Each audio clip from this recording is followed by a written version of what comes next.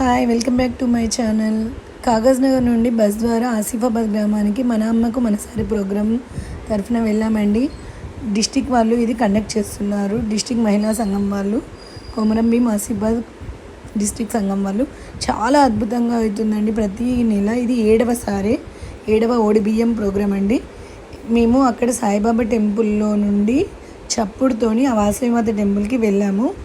ఒక్కొక్కరము గంప నెత్తి మీద పెట్టుకొని, ఓడిబియ్యం గంప పెట్టుకొని ఫొటోస్ కూడా దిగామండి. అక్కడి దాకా చప్పుడుతో మోసుకుంటూనే వెళ్ళాము.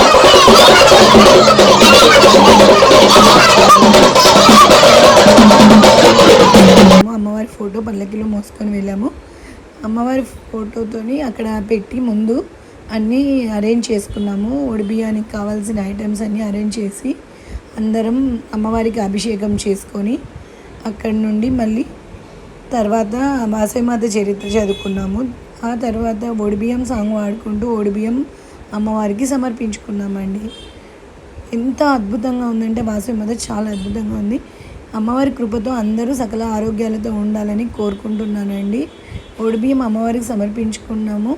చూడండి, మేము ఒక్కొక్కరుగా అందరం లైన్లో వెళ్ళి ఓడిబియ్యం సమర్పించుకున్నామండి.